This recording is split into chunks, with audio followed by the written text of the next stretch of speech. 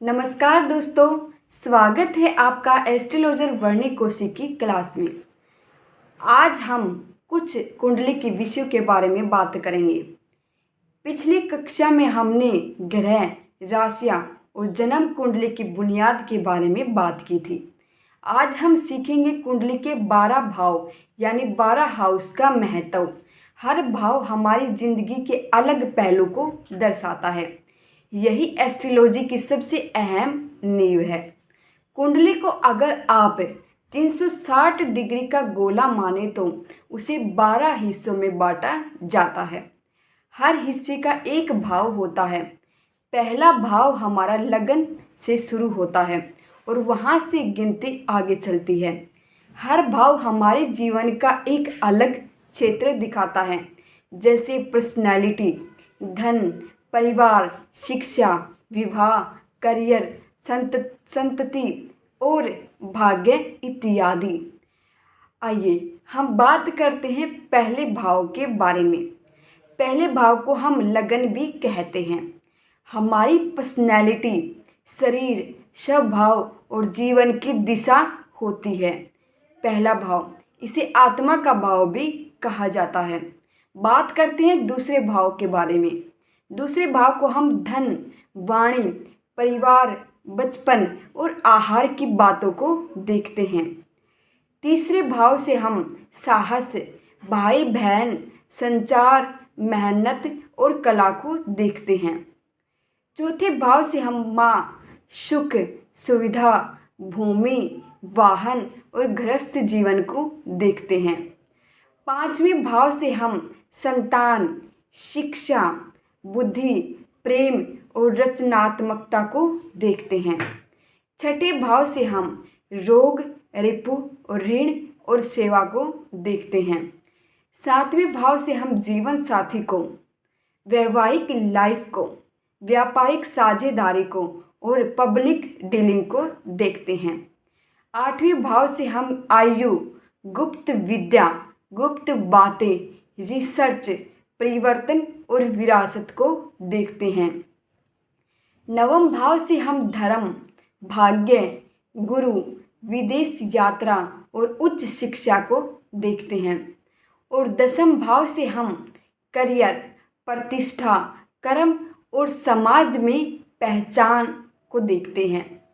और 11वें भाव से हम आय, मित्र, बड़े भाई बहन, इच्छाओं की पूर्ति को देखते हैं। और 12वें भाव से हम खर्च, हानि, विदेश, मोक्ष और एकांत, आध्यात्म को देखते हैं। आइए बात करते हैं कुछ। याद रखिए, भाव केवल जीवन का क्षेत्र दिखाते हैं, लेकिन परिणाम इस पर निर्भर करता है कि उस भाव में कौन सा ग्रह बैठा है और कौन सी राशि बैठी हुई है। जैसे अगर पंचम भाव में बुध बैठे हैं तो शिक्षा और बुद्धि में उत्तम परिणाम होंगे। अगर छठे भाव में शनि हो तो मेहनत से शत्रु पर विजय मिल सकती है। हमेशा कुंडली में लगन से भाव गिने जाते हैं। हर भाव का मूल स्वामी ग्रह याद करें, जैसे पहला भाव मंगल और दूसरा शुक्र आदि काल पुरुष की कुंडली के आधार से होता है। ग्रहों की स्थिति को दृष्टि से जोड़कर ही फल बताएं। ग्रहों की स्थिति और दृष्टि को जोड़कर ही फल बताएं।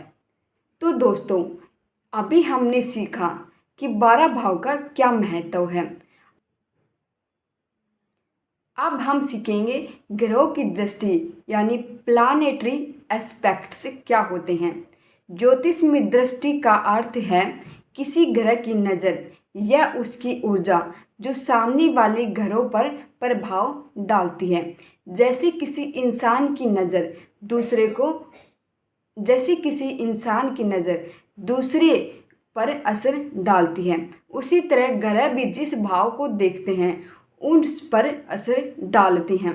हर ग्रह की 7वीं दृष्टि होती है, यानी जिस घर में ग्रह बैठा होता है वहाँ से सामने वाले घर को सीधा असर डालती है। उदाहरण के तौर पर जान लेते हैं, अगर मंगल पहले भाव में है तो उसकी दृष्टि सीधे 7वें भाव पर जाएगी। आइए जान लेते हैं कुछ विशेष दृष्टियों के बारे में। कुछ ग्रहों की एक्स्ट्रा दृष्टियाँ भी होती है, जैसे मंगल की दृष्टि 4th 8th हाउस पर दृष्टि डालती है। मतलब जहाँ बैठेगा वहाँ से 4थे घर को और 8वें घर को असर करेगा, यानी कि उस घर पर असर डालेगा। आइए बात करते हैं गुरु ग्रह की। गुरु ग्रह की 5वीं 9वीं दृष्टि होती है और यह अपने से 5वें और 9वें घर पर दृष्टि डालते हैं। इसलिए गुरु की दृष्टि को शुभ और ज्ञानवर्धक भी माना जाता है। बात करते हैं शनि की दृष्टि की। शनि की भी 3री और 10वीं दृष्टि होती है। हर ग्रह की 7वीं दृष्टि होती है, जैसे कि शनि की 7वीं दृष्टि 3री और 10वीं दृष्टि भी मानी जाती है। ये अपने से 7वीं 3री और 10वीं दृष्टि पर 10वें घर पर असर डालते हैं। शनि की दृष्टि डिसिप्लिन और कर्मा पे जोर देती है। राहु और केतु, इनकी भी विशेष दृष्टि मानी जाती है। राहु की 5th और 9th और केतु की भी 5th और 9th ग्रह पर बहुत ज़्यादा असर डालती है। हम मंगल और शनि को, राहु केतु चारों दृष्टियों को एक जैसी दृष्टि वाले मानते हैं, जैसे कि ये बहुत ही ज़्यादा नेगेटिव वाली दृष्टियाँ मानी जाती हैं। ग्रह जिस भाव को देखते हैं वहाँ का फल प्रभावित होता है। शुभ ग्रह की दृष्टि उस भाव को मजबूत और पॉजिटिव बनाती है। अशुभ ग्रह की दृष्टि चुनौतियाँ और कठिनाइयाँ लेकर आती है। उदाहरण के तौर पर अगर गुरु की 5वीं दृष्टि शिक्षा भाव पर हो तो व्यक्ति विद्वान बनता है, और अगर शनि की 10वीं दृष्टि करियर भाव पर हो तो मेहनत से देर से सफलता मिलती है। मान लीजिए कि आपकी कुंडली में मंगल 4थे भाव में बैठे हैं, तो मंगल की 7वीं दृष्टि 10वें भाव पर यानी कि करियर पर असर डालेगी और 8वीं दृष्टि 11वें भाव पर यानी कि इनकम पर असर डालेगी। चौथी दृष्टि पहले भाव पर होती है। इसका मतलब है आपकी पर्सनैलिटी में तेज होगा, करियर में लीडरशिपता मिलेगी और इनकम के लिए आपको संघर्ष करना होगा। हमेशा ध्यान रखें, ग्रह का फल सिर्फ उनकी स्थिति से नहीं बल्कि उसकी दृष्टि से भी तय होता है।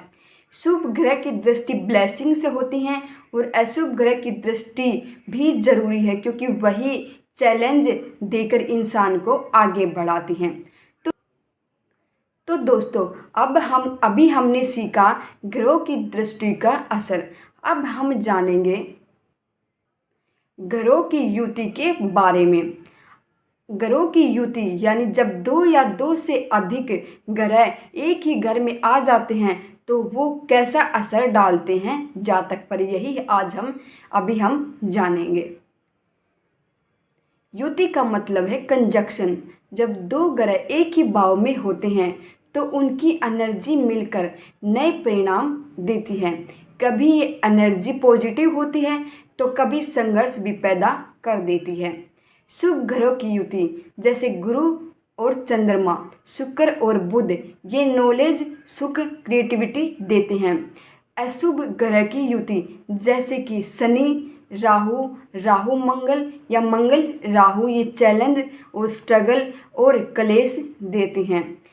मिश्रित युति जैसे एक शुभ होता है और एक अशुभ होता है, ये पॉजिटिव और नेगेटिव दोनों प्रभाव देते हैं। सूर्य प्लस बुध, यह बहुत ही अच्छा योग माना गया है। बुध आदित्य योग, ये योग इंटेलिजेंसी, कम्युनिकेशन स्ट्रॉन्ग करती है, सरकारी जॉब में फायदा देती है। चंद्र प्लस गुरु गज केसरी योग बहुत ही शुभ माना जाता है। यह धन देता है, सम्मान देता है, लीडरशिप क्वालिटी देता है। और मंगल प्लस राहु, ये अंगारक दोष है, ये बहुत एग्रेशन देता है, एक्सीडेंट देता है और गुस्से वाला नेचर देता है। शनि प्लस राहु, ये श्रापित योग माना जाता है, लाइफ में बहुत ज़्यादा स्ट्रगल देता है, डिले देता है, बहुत ज़्यादा मेहनत देता है, उसके बाद भी रिजल्ट बहुत ही कम मिलते हैं। शुक्र प्लस केतु प्रेम और शादी में डिफ़िकल्टीज देता है, लेकिन स्पिरिचुअल ग्रोथ भी ज़रूर देता है। दोनों ग्रह की शुभ अशुभ नेचर पर किस राशि और भाव में युति हो रही है? क्या वो ग्रह एक दूसरे के मित्र हैं या शत्रु? आइए एग्जाम्पल के थ्रू जानते हैं। सूर्य और शनि एक दूसरे के शत्रु हैं, तो उनकी युति स्ट्रेस देती है। गुरु और चंद्र दोस्त हैं, तो उनकी युति बहुत शुभ मानी जाती है। मान लीजिए किसी कुंडली में 7th हाउस में शुक्र और राहु की युति है, तो 7th हाउस शादी और रिलेशनशिप का होता है। शुक्र प्रेम और सुख देता है, पर राहु इल्यूजन्स और असंतुलन देती है। युति को समझने के लिए स्वभाव और भाव दोनों देखना बहुत जरूरी है। हर युति एक नई कहानी बनाती है। युति हमेशा कुंडली का सबसे बड़ा टर्निंग पॉइंट होता है। भाव तो दोस्तों, आज की क्लास में हमने कुंडली के 12 भाव के बारे में और ग्रहों की दृष्टियों के बारे में और ग्रहों की युतियों के बारे में समझा है। अगली क्लास में हम सीखेंगे ग्रहों की नीचता और उच्चता के बारे में। अगर ये वीडियो आपको पसंद आया है तो हमारे चैनल को अगर ये वीडियो आपको पसंद आया हो तो हमारी वीडियो को लाइक कीजिए और ज़्यादा से ज़्यादा हमारी वीडियो को शेयर कीजिए और चैनल को सब्सक्राइब करना ना भूलें और बेल आइकन को ज़रूर प्रेस कर लेना, ताकि ऐसी ही और इन्फॉर्मेटिव वीडियोज़ आप तक टाइम टू टाइम पहुंचती रहे। राधे राधे।